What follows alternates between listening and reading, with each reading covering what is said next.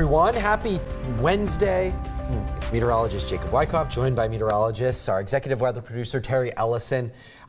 Pretty nice day overall today. Yeah, I'd say it's worked out just fine. We got a little bit of rain overnight, which we'll talk about in a second, and now we get back in the sunshine. So just a little brief, episode of clouds and rain, and now we're back to the good stuff. Our first rain in 2 weeks for Boston. Yeah. Pretty incredible to think of. Very much needed, but, I think tonight we're going to start off talking about raking. Raking. Are you to rake or not to rake? That is the question. I believe Shakespeare wrote that, right? Yes. Something like that. But it is a question that we posed yesterday because there are some schools of thought that maybe we shouldn't rake up our leaves. First off, there are certain folks, I think, that just not by law, but they just have to. If you're part of an HOA, you're one of those folks, you're mandated to get your leaves up. Yep. You're somebody like me who has a backyard that's fenced in and you're surrounded by maple trees. If I don't rake, I'm not going to be able to find my way into the backyard. Yeah, 2 feet of leaves by the time fall is done. But there are a lot of folks that may decide it's better just to leave the leaves on the ground for the winter, and there are reasons, there are good reasons for that. Yeah, absolutely. So if you were to mulch up your leaves, they actually provide a pretty good source of nutrients, improve the soil quality, helps retain moisture. There's a lot of benefits to it. I would say the downside could be that it also kills your grass if you leave that wet, soggy leaf there too. Right. If you leave too much of it, if you mulch it up real good, real well, tiny bits, that's one thing. If you've got one of an old push mower like me and it's just kind of spitting out chunks of leaves, probably not the best. And in the spring, you'll probably need to get out there before things start growing and rake it up a little bit. Absolutely. So we also have that. One thing that surprised me is the bagging leaves issue. We're already running out of quite a bit of landfill space in Massachusetts, and when you bag the leaves and you throw it in the trash bin, it just adds to that volume. It's not a good thing, and I know it's hard to avoid in some towns. Some towns are better than others. Some towns actually have places you can go to dump your leaves, and they welcome it. Other towns, they have certain days where you can bag them and they take them. But we can't be sure that those bags of leaves are going to the right place. I think a composter. Probably more for not to go into a landfill, which we are running out of space already in Massachusetts. But I would say, maybe you do a combination of mulching and maybe taking some leaves and putting them, in your garden, in your shrubs, around the perennials for a little bit of winter, a little insulation. Exactly, yeah. So that is the question. Are you going to rake? Are you not going to rake? You can answer it for yourself, but a few fun facts here.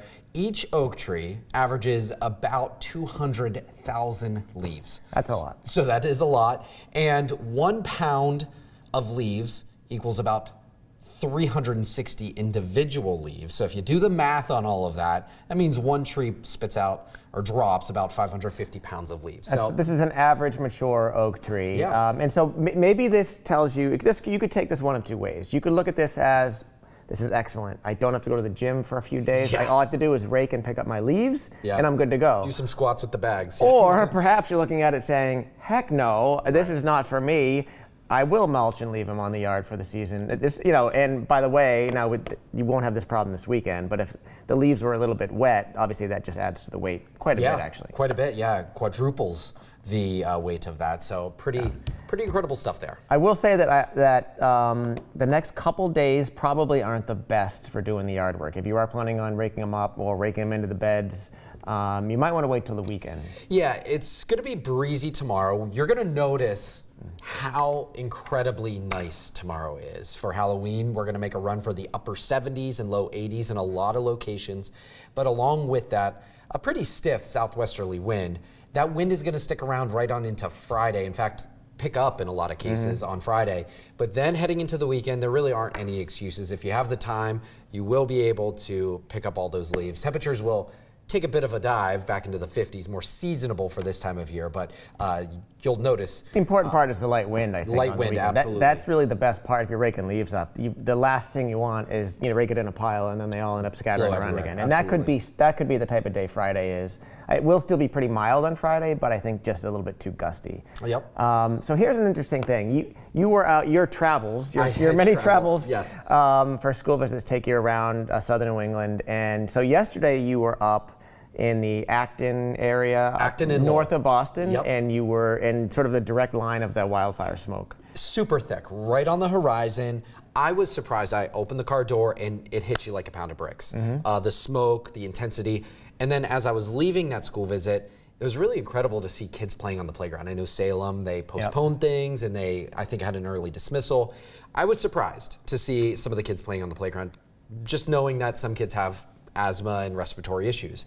Today, I was driving out in Worcester County, some of the kind of hills of Worcester County, and once again, you see the haze, the smoke on the horizon. I didn't have the intense wildfire smell that I had yesterday, but it's definitely hazy out there. And it wasn't fog. It was foggy in the morning. That cleared, and then the smoke kind of settled and right at the this horizon. is actually our theory. We were talking about this before this. Is that wildfire smoke is not from what's going on locally in Middleton. In fact, we had some sky footage from earlier that showed those areas, thanks to the rain, I believe last night, are pretty well tampered down. There's not a whole lot of flames left. It's just some smoldering. But there are a lot of wildfires out in the middle part of the country. See all that blue? That's basically all wildfire smoke at surface level coming up from parts of the south. So probably what you're seeing in Worcester County is actually nothing to do with any local fires, but something that's happening well west of here. And you mentioned it, but the reason we think that is the wind direction is out of the southwest. If I were in Worcester County and the fires are in Middleton and Salem area, they are southwest. Worcester County is southwest of those fires, so we wouldn't see the smoke going in that direction. We would need more of an easterly wind. So for that reason, we have to look downstream, and downstream is the fires out in the Ohio River Valley, Mississippi River And it's been dry. I mean, so obviously we know it's been dry here. It's really been dry for a good portion of the eastern and central part of the United States over the last several weeks. So it's not just us that's experiencing drought. But look at these numbers from the last 24 hours. We will take it. But need a lot more where that came from, obviously. Yeah, so we were forecasting about 1/10 of an inch to 1/4 of an inch, and most locations fell right in line with that. Some, like Norwood, a little bit less, 1/100 of an inch or 2/100 of an inch. But Boston coming in just under 1/4 of an inch, same with Fitchburg, and a little bit more in Bedford. This is great news because we are still in one of the driest falls to date for Boston. Meteorological fall starts September 1st. We're still in it, runs until November 30th. We'll see if we can change the pattern around, but I don't see, Terry, any widespread systems that are going to give us, an inch or two of rain. We're just going to kind of nickel and dime ourselves over the next really couple of rain events. And interesting enough, even after last night's drop in the bucket, we're now still second in Boston, and I'm going to flip the next. We're actually number 1 in Worcester now. We actually went up on the record books even after Worcester only had 0.08 of an inch last night, but still Worcester still number 1 driest fall to date, even after that little drop in the bucket. Little spit. Little spits and spritzes. All right, so when it comes to Halloween, we can get a wide range of temperatures. Kids, they look forward to Halloween for like 6 months, whether it's their favorite Disney movie or they saw some scary creature and they want to make that come to fruition. It's looking like they're going to be able to rock the costumes with no sort of obstructions. So I feel like there's a ghoul or a ghost in the studio right now. I feel like I'm being. I think so. I don't know if we can take the camera full, camera 2. There's someone floating behind us at the moment. I feel a disturbance in the force here in the. So Halloween forecast here. We are forecasting Boston to be 82, which would set a new record, the old record 81 set back in 1946. I do have some doubts, and actually I'm interested to hear what Eric thinks, but sometimes Boston Logan is weird, and we and I were looking at some of the models before he came in. If it's more of a southerly wind as opposed to southwesterly, maybe we don't get to 81 or 82 in Boston. And look who dropped by. It's around the time where the evening shift rolls into town here. Yeah, exactly. So I figured we'd just drop on in. Yeah, good afternoon, everybody. I agree. I'm kind of skeptical of 82. I would probably go like 79 in Boston tomorrow. 80 would be close, but I think Friday's going to actually end up being the warmer of the 2 days because we'll be better mixed once the front kind of comes through. We'll get that good offshore wind. Logan does best when we have a little bit of a west-northwesterly, and I think that might do the trick. So actually, you know what? I didn't look at what the record is in Boston for Friday. 77. So there you go. That to me is like slam dunk. That's going down. Okay. There you have it. You heard it first. So this the odds are on Kalshi if you want to put some money down. So this graphic, again, we're going back to if we would need to get 81 in Boston for a record tomorrow. It's not impossible, certainly. Yeah, it's in play. It is in play. Certainly Worcester's in play. And again, on Friday, do you remember Worcester's record on Friday by any chance? I don't remember Worcester's, but if Boston is 77, I'm guessing 75. Probably somewhere a few degrees light of that, yep. So Eric, when we talk about like Halloween, it's one of those like cornerstone holidays in kids' memories. You grew up in this area, you grew up in this area. Are there any that stand out to both of you? Like, were you here for the October snowstorm, or were you down in Atlanta for that? I was working in Atlanta, and so we're covering, obviously, the big snowstorm, Sure. but I wasn't here to experience that whole thing. Okay. The one that we had a few years ago in 2020, not to the same extent, but that snow that came down, I remember that morning, we were driving out, it was COVID, and so things were not normal. We live in the city, they were not trick-or-treating in the city, so we went out to my wife's house, or her family's house, and everyone had their tables at the end of the driveway. But leaving, the foliage with the snow like dripping off of it was so incredible. It was like the whole drive out, I don't know, it just kind of hit your senses really strongly. So that one sticks out to me. And the perfect storm sticks out to me. Yeah. As a memorable night, 1991. Yeah. I can't get, there's been so many canceled in recent years in the last, like we had a stretch back 10, 15 years ago where there was Sandy or Snowtober, whatever you want to call it. A couple big windstorms too. Yeah, so that's really what sticks out in my mind is we had 3 or 4 years and out of 10 that kids were sort of disappointed or had to be postponed for whatever reason. There's the trick-or-treat forecast. They're dancing skeletons. It's nice that the kids are just going to be able to enjoy it and just enjoy the nice conditions, mild conditions, and not have to worry about. I picked the wrong costume this year. What'd you go with? You'll see. Oh, It's not the right one for this weather, for sure. You don't expect this, obviously, at this point. Might we see this tonight on the news? I've got something different for tonight on the news. So 2 costume year, actually 3. We had a block party last weekend, so we're cycling through here. So tune in for that. Yes, I was gonna say with the trick-or-treat forecast there, I think something we talk about the highs, but a big thing tomorrow night is it's not going to cool off. The low tomorrow night is expected to be like 66. So all the way through the night, it will stay very mild. So if you're staying out in Salem for some of those real late festivities, I mean, it might as well be like the end of August. Right, exactly. Yeah, really ideal for this time of year. Now we're talking about our next chance of rain coming up next, which doesn't look like much.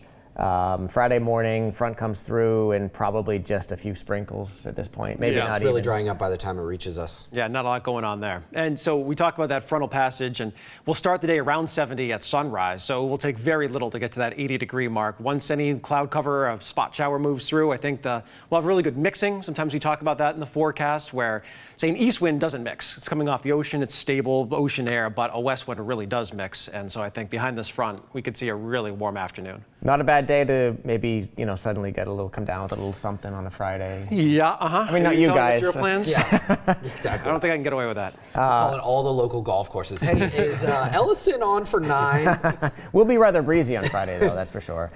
Real quick before we're done, we want to take a sneak peek because November does start Friday. One of my, if you take out Thanksgiving, one of my least favorite months. I'm not a huge fan of November. Everything just, the leaves are down. Everything looks sort of. You're done with fall. It's not winter yet. It's just you're caught in the middle of nothing. And the worst for me is turning the clocks back and driving home in the dark every night. It's horrible.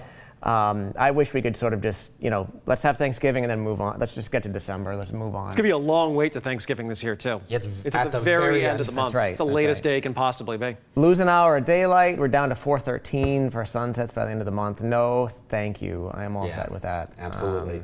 And first snows, as you mentioned. That's pretty incredible.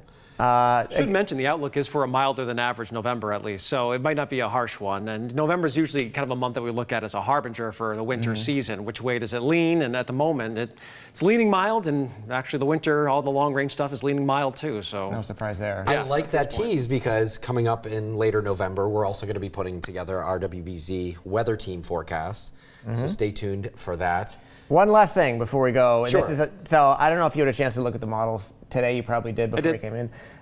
Depending on which model you look at, maybe we get into the warm air on Tuesday, which is we kind of sort of hedging that way on this graphic, or maybe we don't quite get into the warm air on GFS or whatever, and it's a much cooler, different day next Tuesday. Your thoughts, Eric? I'm going to lean cold for now. Okay. We're getting that time of year where I almost always want to lean cold on any setup. If it can possibly stay chilly, it probably will. But it's going to be close. And Wednesday is probably going to be the warmest day next week. Tuesday is kind of on the fence. I would probably lean more showery and just to the cooler side, at least for now. Yeah.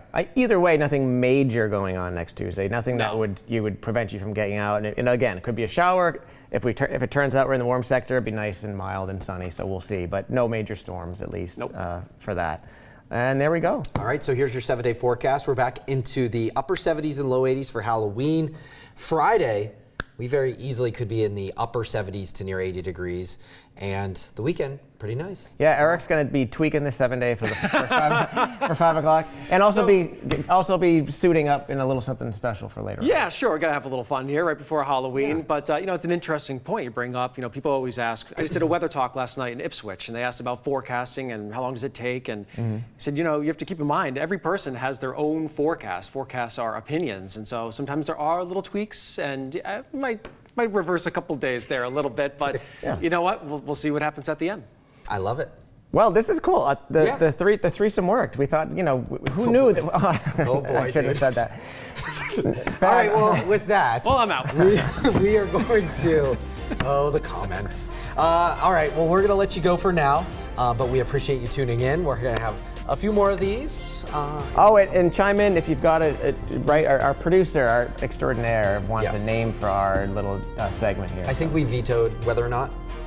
Perhaps. Maybe, we'll see. All right, anyway, chime in to give us a name. All right, take care, everyone. Be safe.